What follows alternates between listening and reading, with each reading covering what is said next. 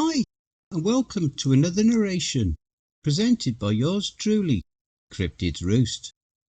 Please be so kind as to throw punch the like button, and smack the arse of the subscription button as well, and remember to chokehold that notification bell, and then select all. That way you'll receive all notifications each time I upload a new video. I would like to reach out and say a huge thank you to those of you who have supported Cryptids Roost financially with your sponsorship. We pray the good Lord replenishes you abundantly, and to those of you who will later on. We pray the good Lord bless you as you do so. And also a huge thank you to everyone for always supporting the channel with your likes, comments and shares as well. It is all very much appreciated. God bless you all. I have now implemented the auto-generated subtitles in as many videos as possible.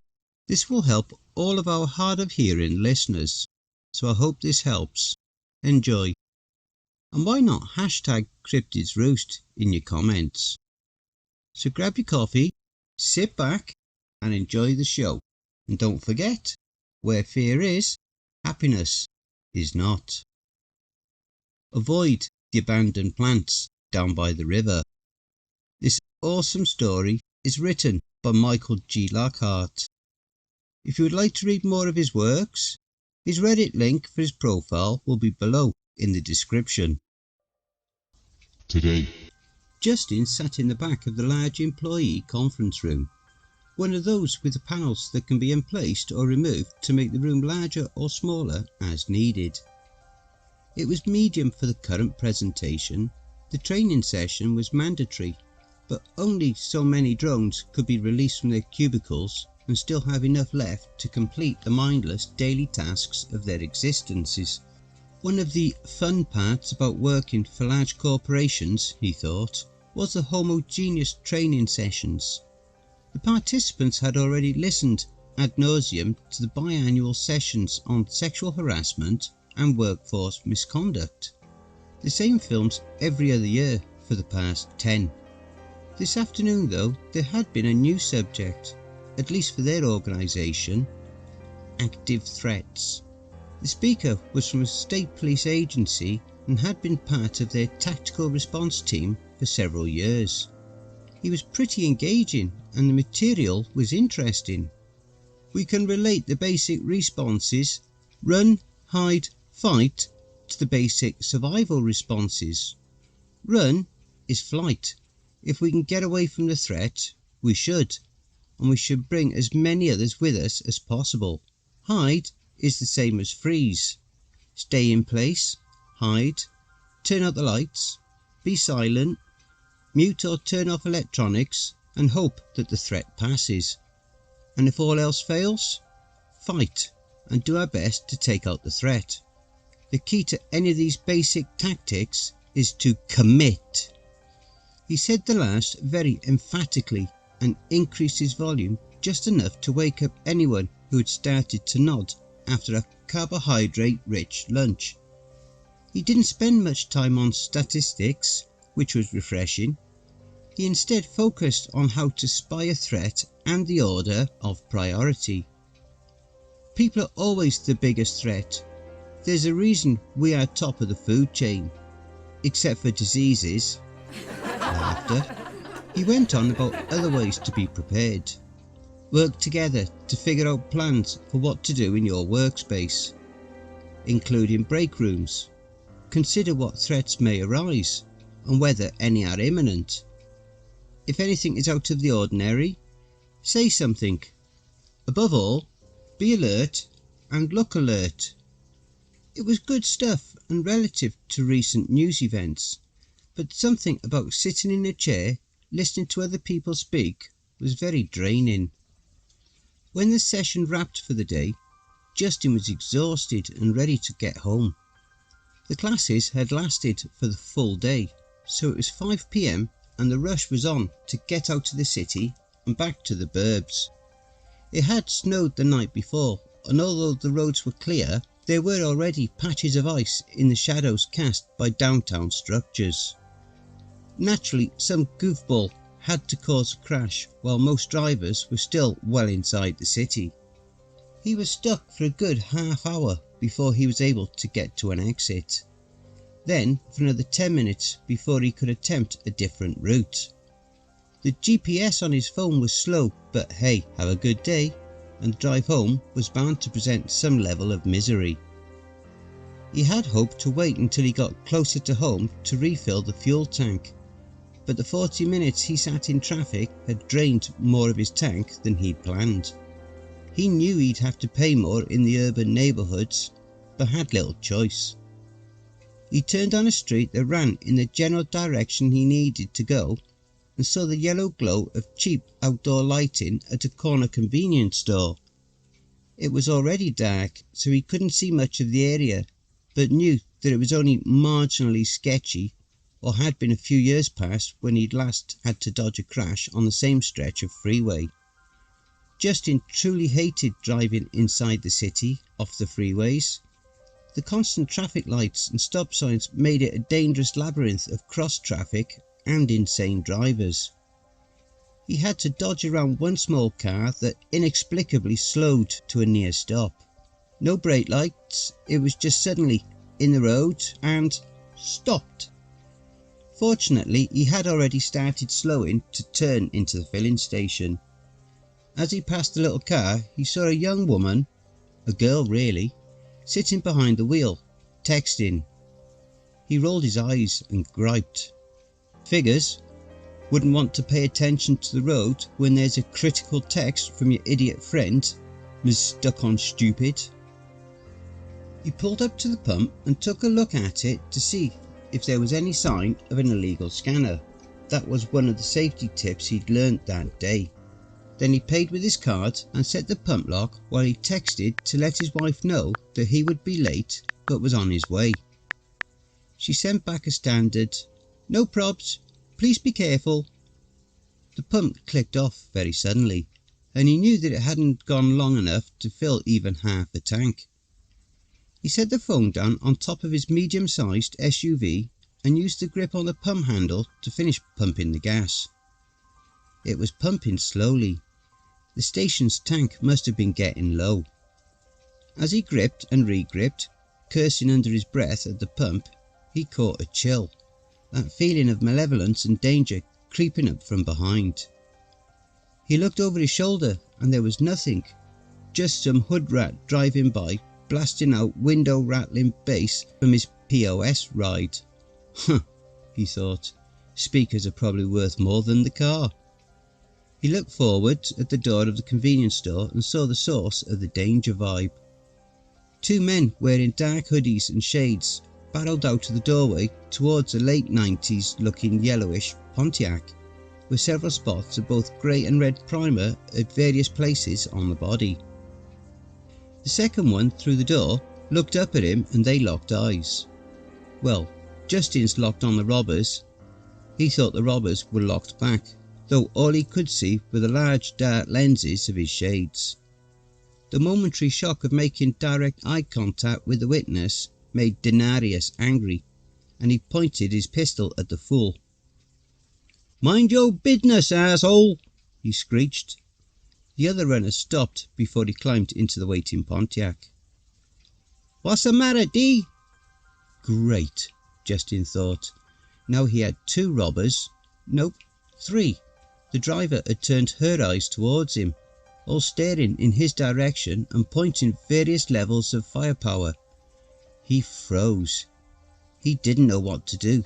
There was no place to hide. He was absolutely terrified. Then D aimed at the cover for the gas kiosk next to Justin's head and fired a round. He held a small .38 caliber revolver, but it looked enormous to Justin at the time, and the sharp crack sounded like the roar of a cannon. That did it. Time to run. He dropped the pump grip, dove into the SUV and started the engine. He was gone in seconds, leaving the crooks to leap into their own car and leave the property. His heart had leapt into his throat and his pulse was pounding. He drove forward as quickly as he could manage until a red light up ahead caused him to brake. He looked in the mirrors and saw the Pontiac leave the convenience store lot, turn towards him and approach from behind. He thumped on the steering wheel in fear and frustration, and as soon as the light turned, he laid on the horn to get the person in the car in front of him to move. He saw the silhouette of a hand flipping him the bird as the jerk pulled slowly forward. He tried to change lanes to pass him, but the jerk cut in front. Justin was in a newer, nicer vehicle. He knew that Jerkface knew that he wouldn't risk running into the jerky beater. He checked the mirrors again. Crap! The Pontiac was creeping up behind him. He took the first left available down a side street. The beater driver honked at him as he continued forward in the jerkmobile. Justin cut across the oncoming traffic and onto a neighbourhood street. He desperately checked the mirrors again. Maybe he could turn again and lose the Pontiac. Nope.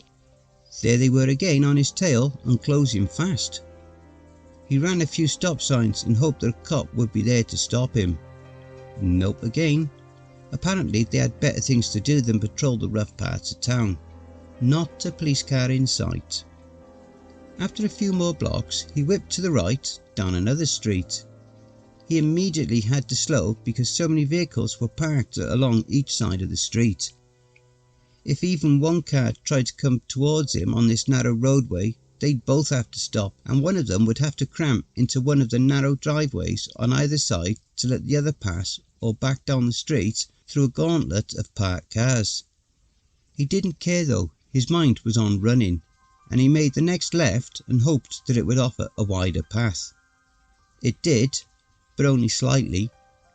The nightmare twists and turns went on for a while until he was completely lost. Yet when he finally worked up the nerve and looked behind, there was no ultra bright headlights. The Pontiac was long gone. The initial adrenaline dump had jolted his heart, and the chase he'd imagined had kept his pulse beating rapidly. He gulped in air and tried to calm himself. He needed to get his bearings. He ended up in an area that was an old industrial park. Many of the plants and warehouses had been shut down for years. He turned into the first driveway that was open. As soon as he completed the turn, he switched off his headlights and looked for a safe place to hide. It was time to hide for a while and assess the situation. He was able to pull in between a building and a rusted shipping container. He hoped there would be no nails or broken glass under the light cover of snow. He looked at the dash and saw the check engine light was activated. The fuel gauge read that he had just under half a tank of gas. He stepped out and crunched a couple of steps to the gas cap and put it in place. He knew that the check engine indicator light would reset when he turned the engine off and then back on. He chanced a peek around the shipping container and saw no one on the dark roadway that weaved through the plants and warehouses near the river. He decided he had time to make a call. "Crap! Dang it! Crap!" he shouted as he realised that he'd left his phone on the roof of the SUV at the gas station. He stomped around behind his vehicle for a while, cursing himself in frustration. That phone was gone. It likely lay crushed on some street in the hood. He took a few breaths. No way to get help and no way to navigate. He no longer had his old city key map book. No, he had no GPS on his phone. Who needed the clutter of actual maps? He was feeling very cold and a bit dejected, so he climbed back inside the warm interior of his SUV and sat for a moment. He felt that it was probably safe to continue. Pontiac and the murderous gang were long gone, doubtless enjoying the fruits of their little outing and laughing at the stupid suburbanite and how he'd likely soiled himself. Mission successful. Witness intimidated.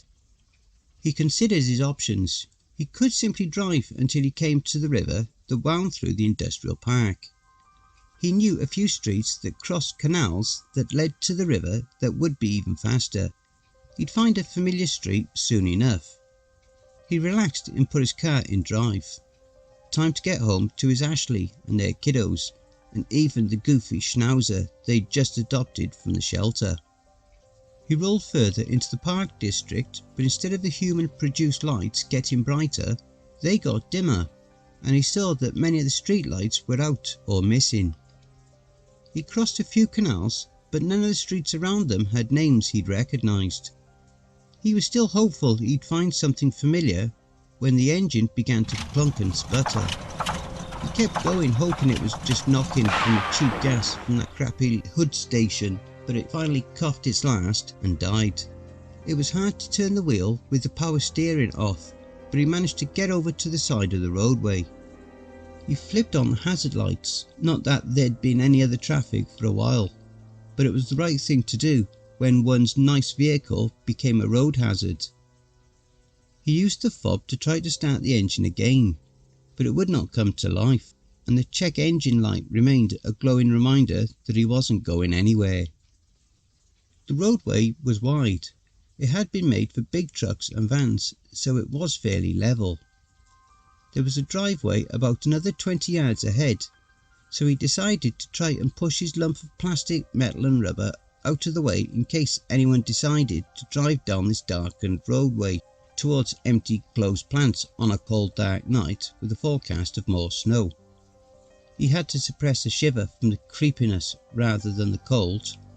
The electronics still worked, so he was able to get the steering wheel unlocked, and after a grunting, straining start, got the thing moving and made an awkward turn into the next lot.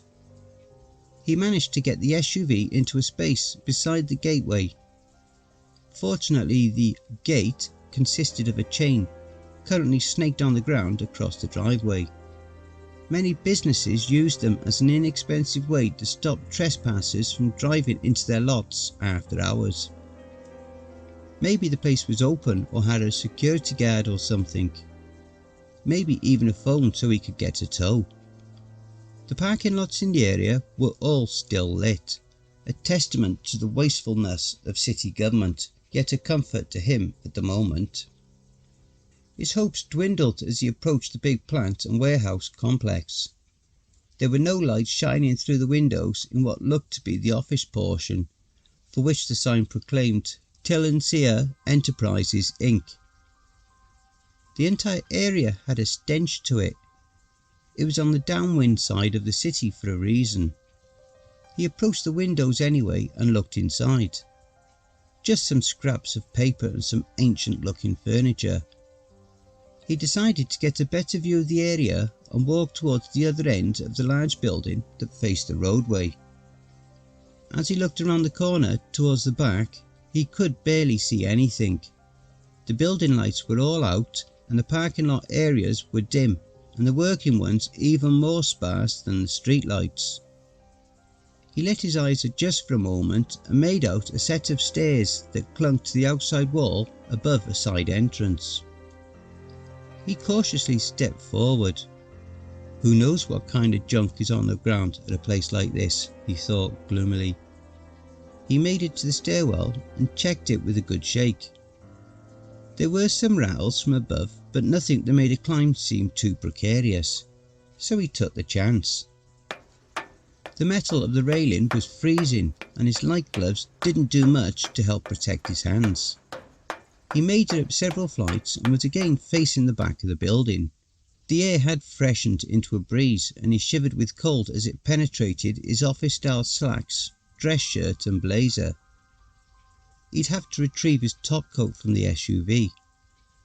He could make out a line of trees at the back of the property and a shining ribbon behind them that had to be the river. There were lights and even a few cars passing along the other side. Great! Civilization! He mentally celebrated as he made his way back to terra firma. All he could do was figure out where the next bridge was. It may even have to be the primary one he pictured on his mental map. As he let go of the rusted rail, it let out a deep ringing gong sound, and the lower part of the structure rattled like it was providing a warning of some kind. He stopped and a chill hit him that did not involve the temperature. It was more profound than the one at the filling station. This one left him shivering in both cold and fright. He gazed into the poorly lit surroundings and then saw a double glint of light near the back of the building towards the tree line and river. In other circumstances he'd assumed that the glints were from eyes, but they were too big and too high off the ground for a person. He thought that maybe it was just some object that had caught and reflected the meagre light, or maybe even something on or across the river that shined through the leafless trees. Then the eyes blinked. It wasn't a twinkle of reflected light. This was lids briefly closing over eyes.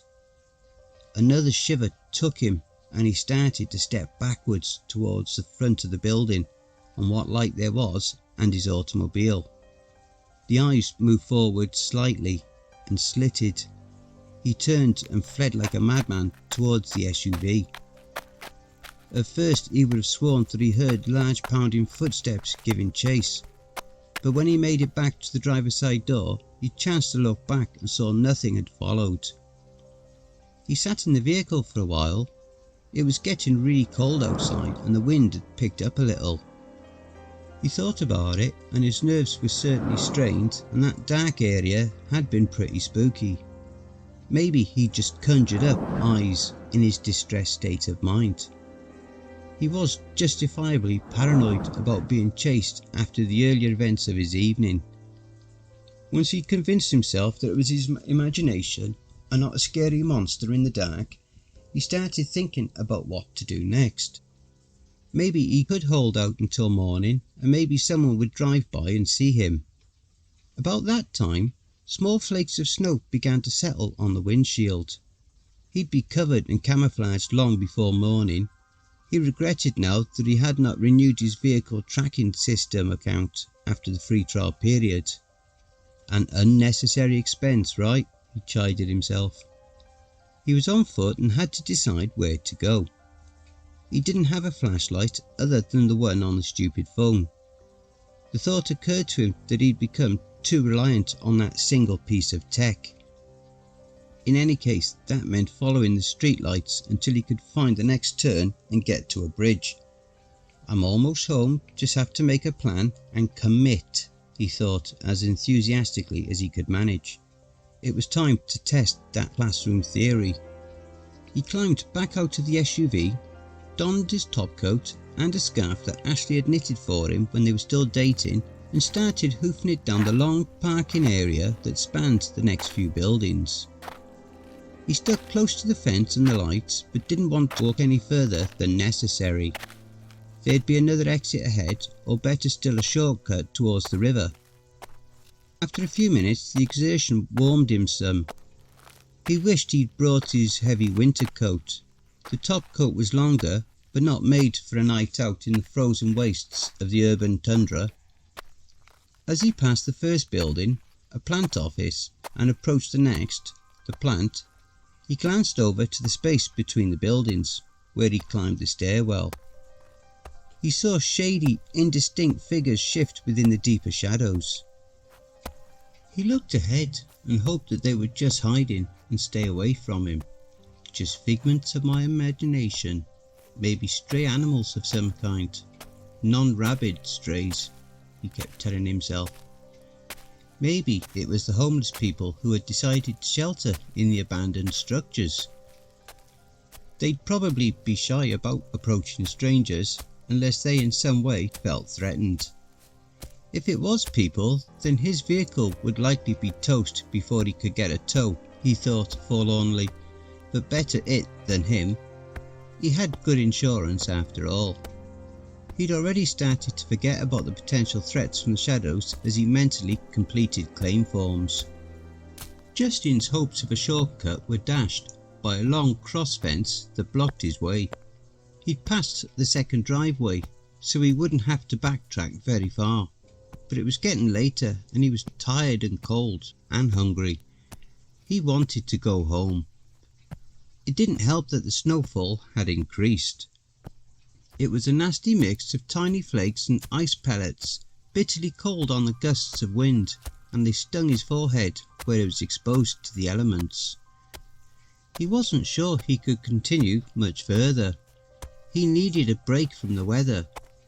It was time to find a way indoors, even for just a little while, to get out of the wind and precipitation. He headed back towards the buildings and the river beyond.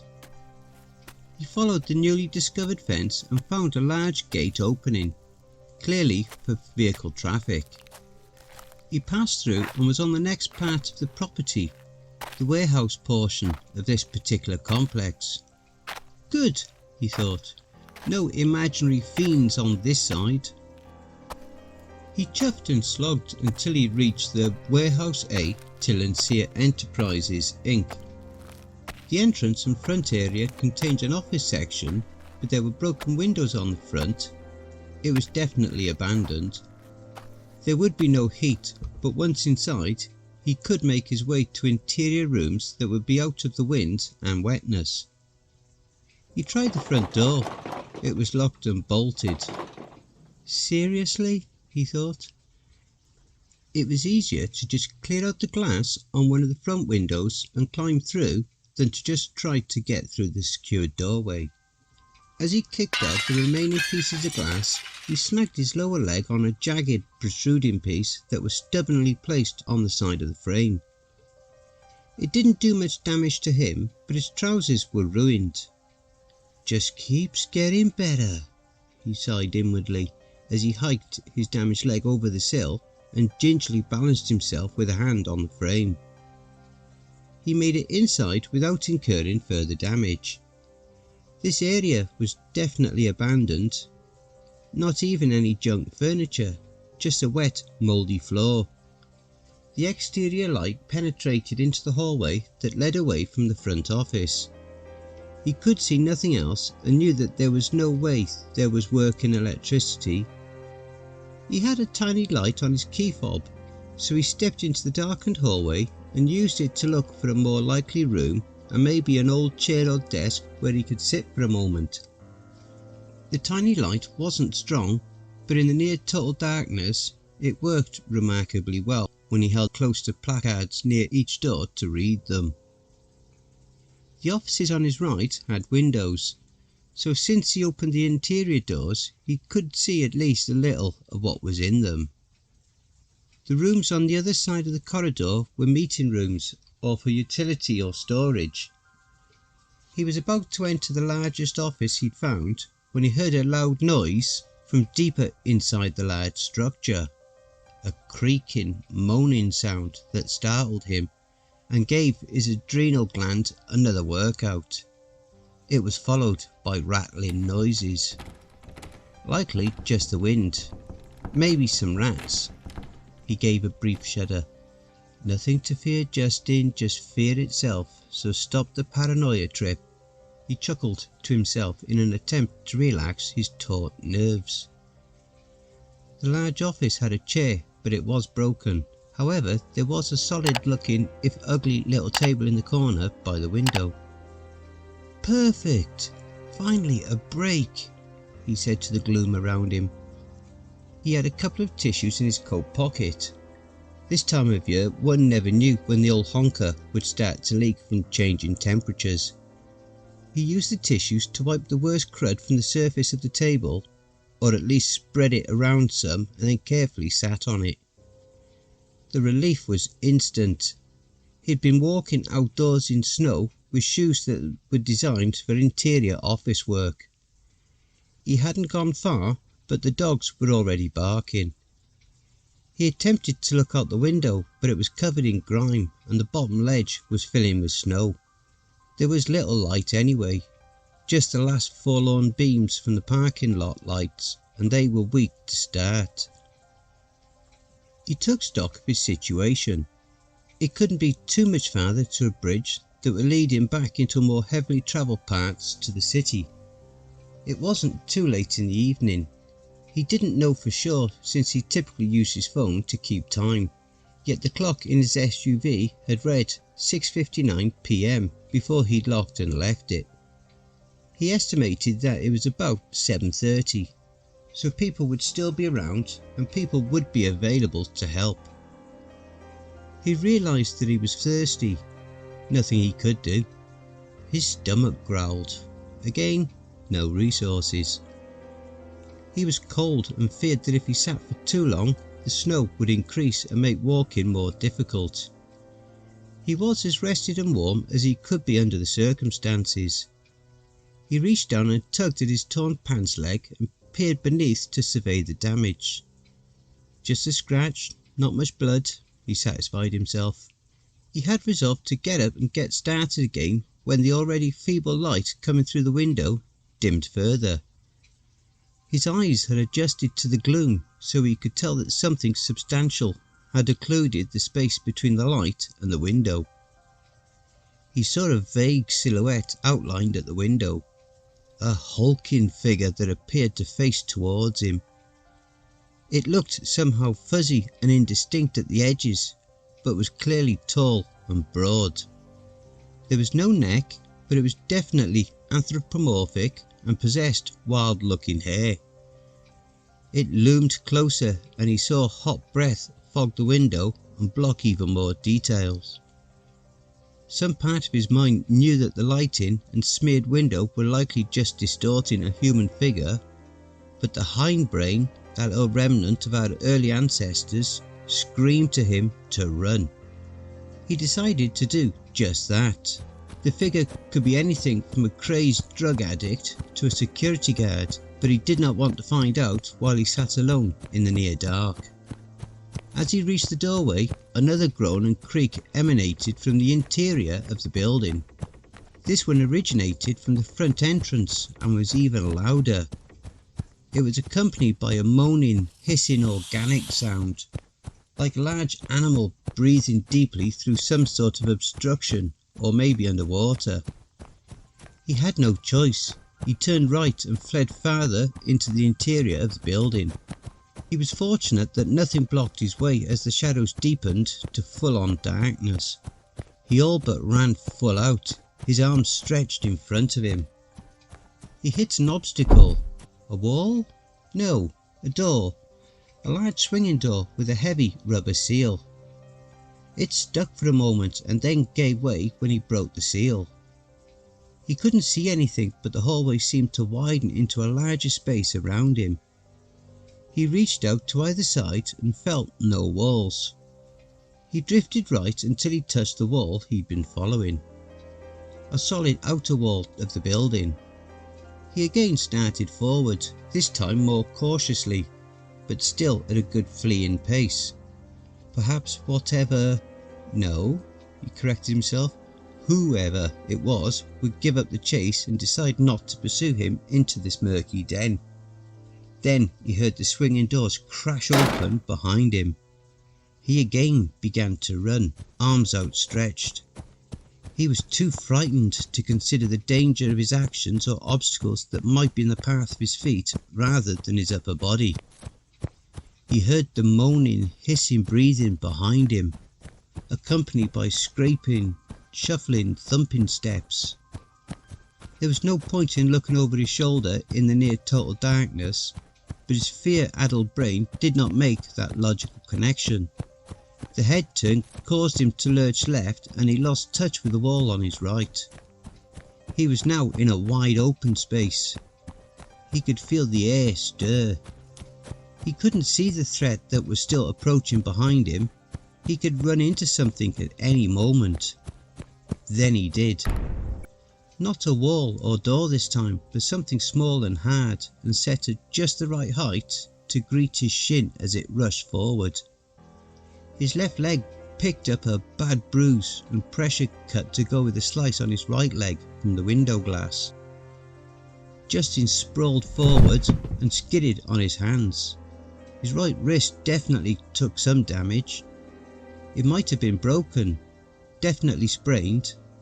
The painful shock of his landing brought back some sensibility to his mind. He looked around fruitlessly, then held his harsh, forceful breathing for a moment and just listened. He could hear his heartbeat in his ears. He could hear the weird breathing sounds and freakish footsteps, but they sounded farther away from him than they had. There was a coarse, whispering conversation between two or more of whatever had chased him, but the sounds were too low and garbled to make out the words. He had to breathe and tried to take in air through his nostrils to be as quiet as possible. The result made him gag and he nearly retched. A smell came across the light stirring air.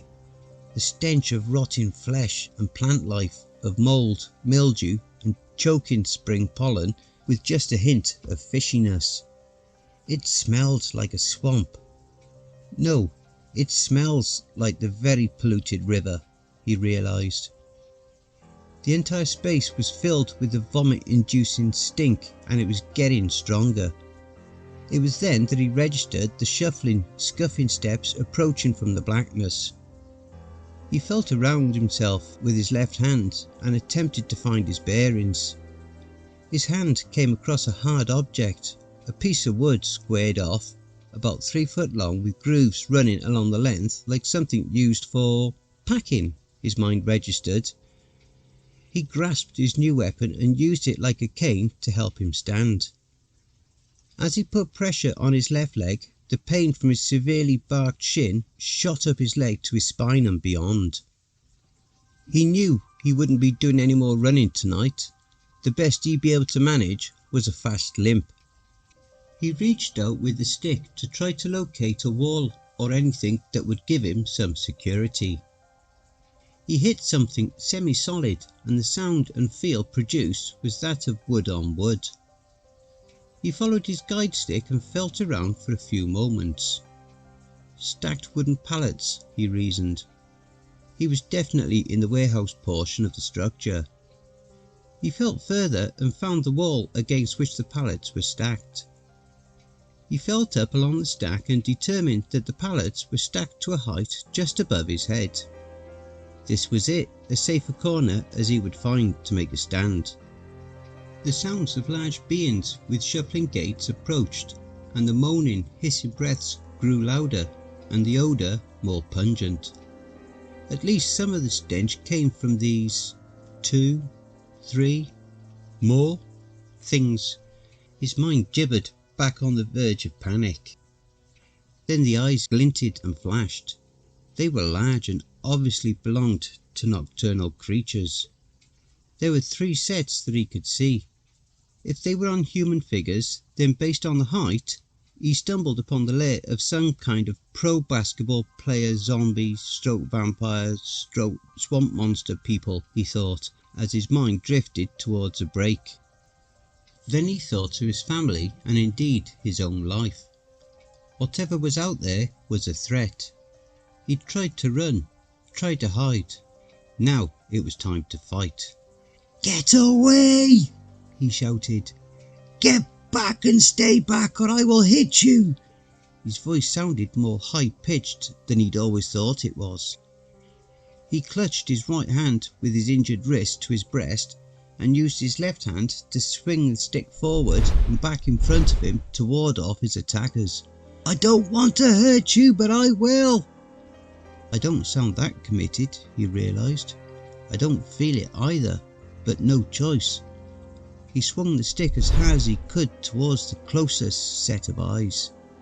Something grabbed the stick, and before his mind could even register that the motion was arrested, the stick was snatched and flung. He could hear it strike something in the distance, and the ensuing clatter of it ricocheted and fell, echoed in what was clearly a large empty space.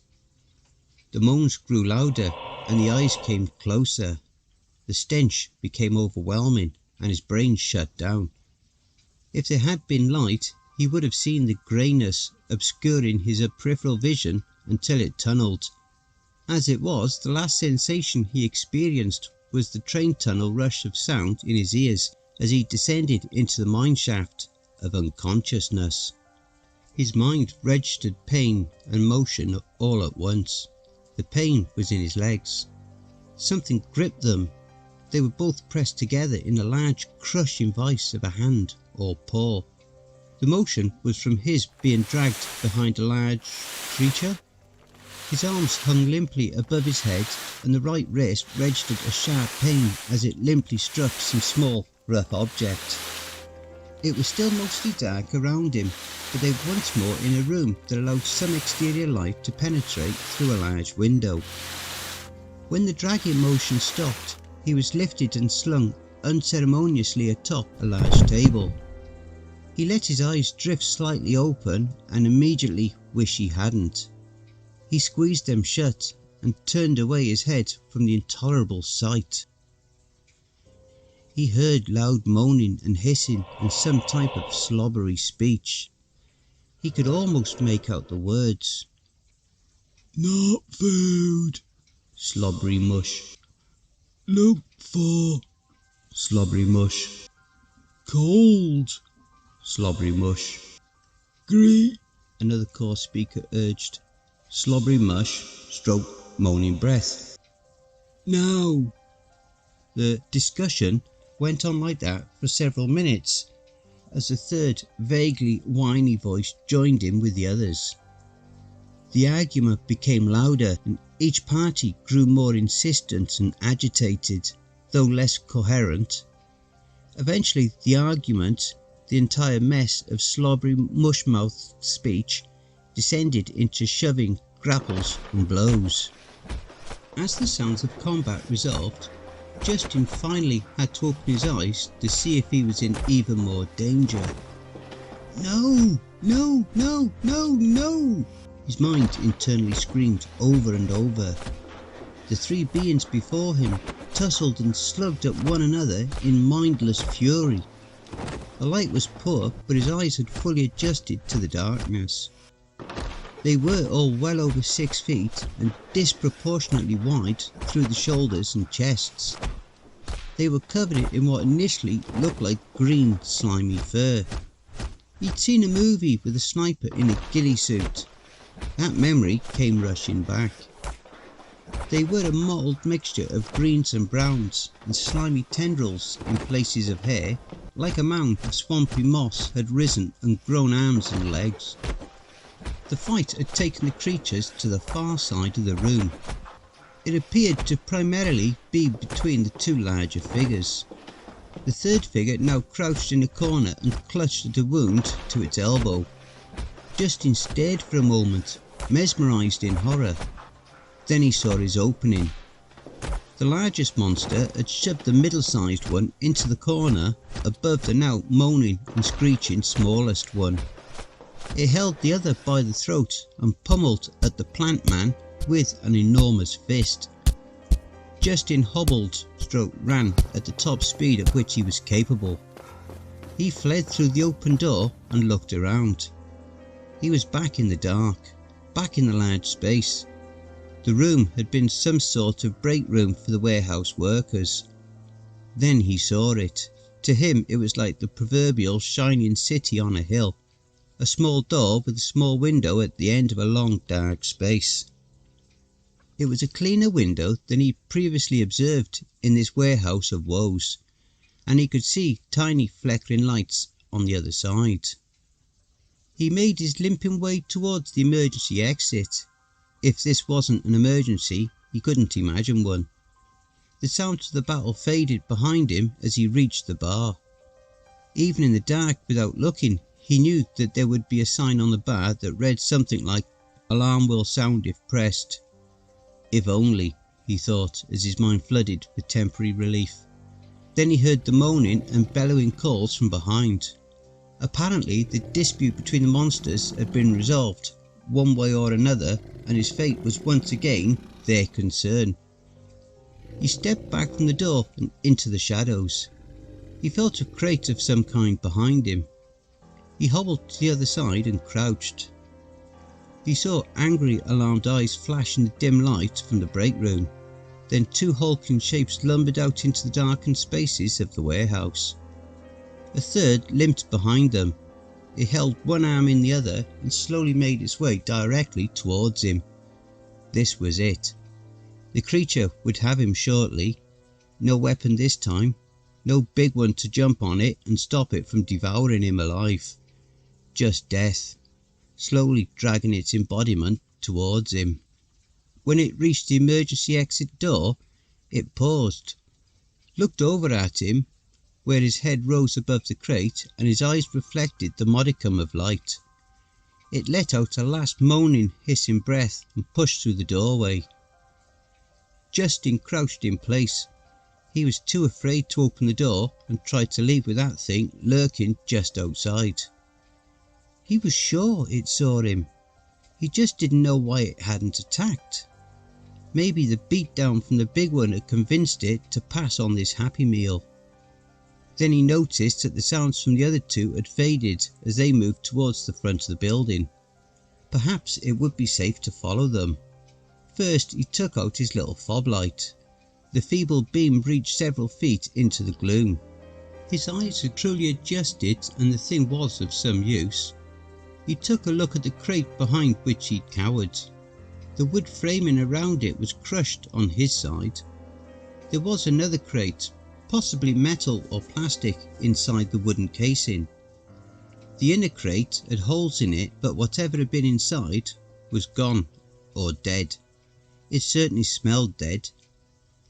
He read out a label on the wooden frame, some East Asian lettering alongside Anglican letters that read, "Handle with care, product of China."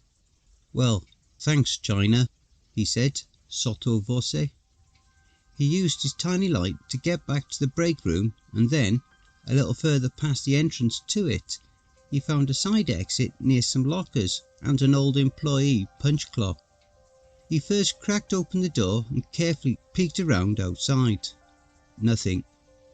He listened carefully. Nothing. He sniffed the air. The foul odour was trapped in his sinuses, but the air outside was fairly fresh.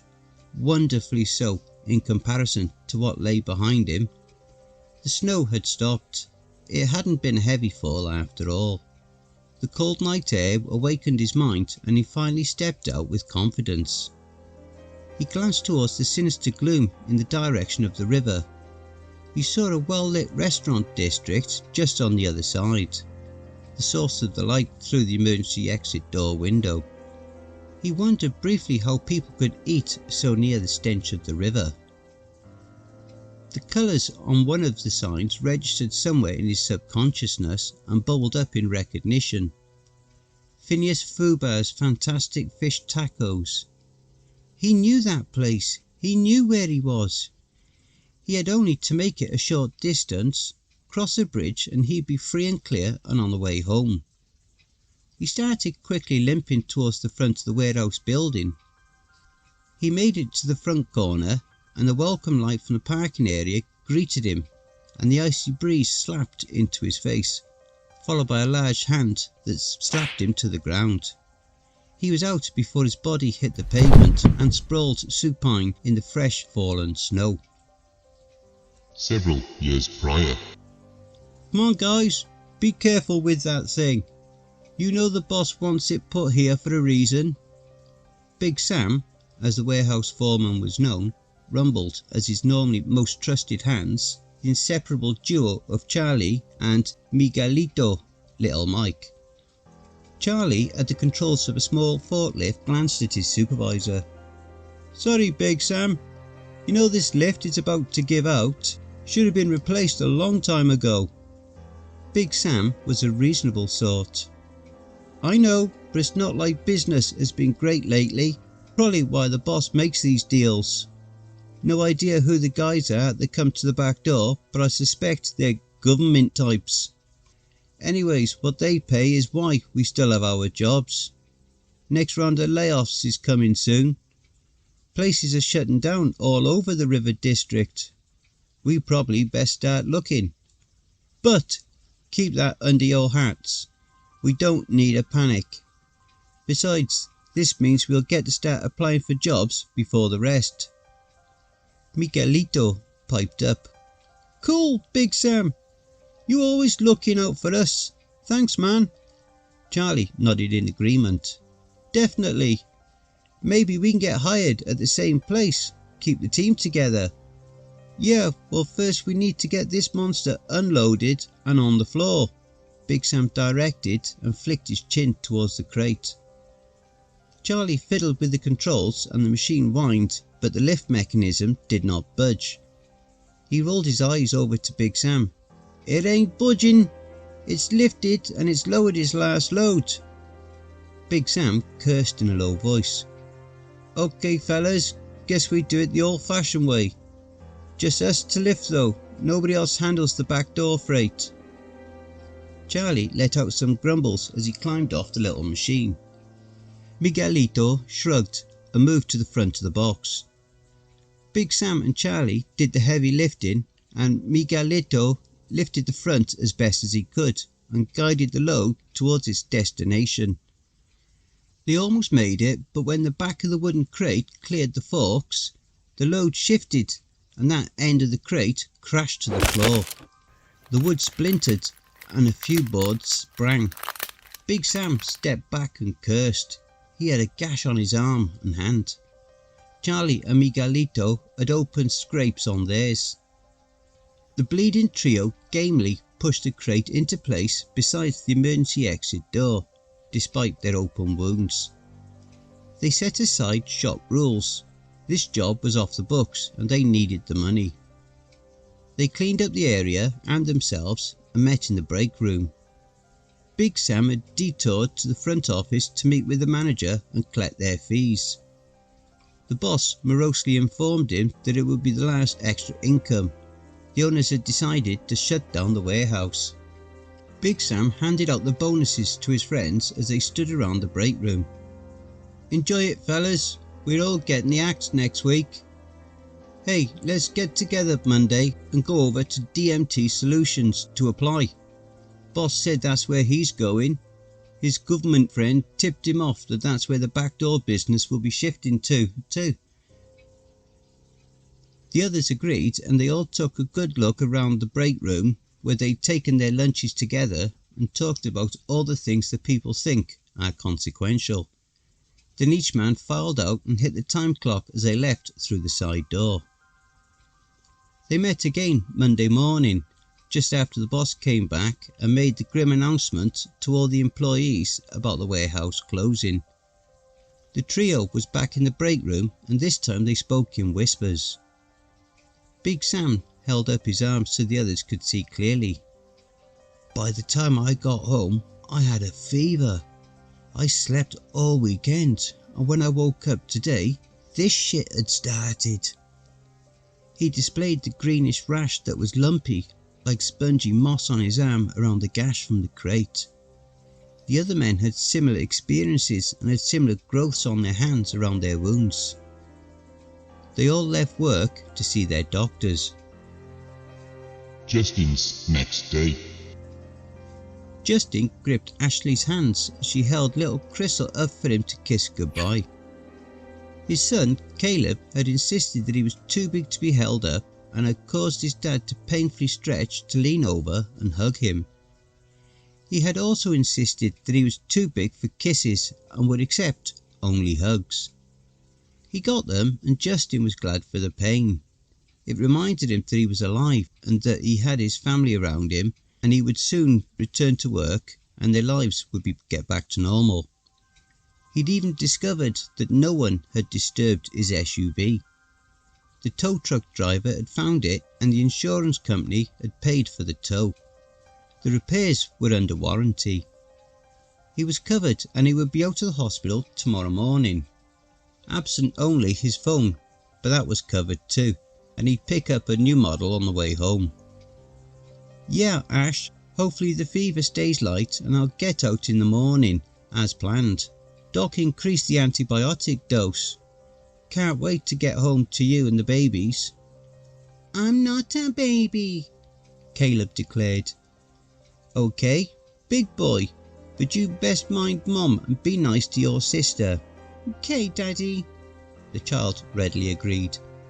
Justin knew that the agreement was unlikely to last even from his room to the front door of their home. Yet he smiled fondly at his son and winked at his daughter, who was just old enough to catch on to the gesture and giggle as she tucked her head against her mother's neck. Ashley kissed him last on his forehead. "Oh, you are hot, Big Daddy." She leaned in and whispered, "It's not just the fever." She raised a little, met his eyes, then waggled her eyebrows. Justin let out a little laugh and whispered, "Sexy mama." "Oh, if you hear from that nice lady who found me on the bridge, Let's invite her and whoever she might have to dinner when I get out of this place." Ashley agreed and bundled the kids out of the room. It was just as well. Justin was exhausted. He felt incredibly sleepy and his open wounds itched a little. His bed was raised, so he looked down at his legs before he covered them with the scratchy hospital sheet and put the bed into a sleep configuration. Funny, he thought as he drifted into slumber. Kinda looks like moss growing around the open wounds. Probably just the drugs, and I have a big imagination.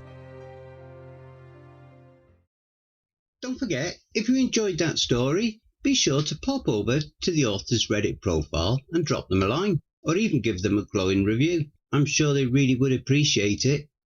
The link to their Reddit profile will be below in the description.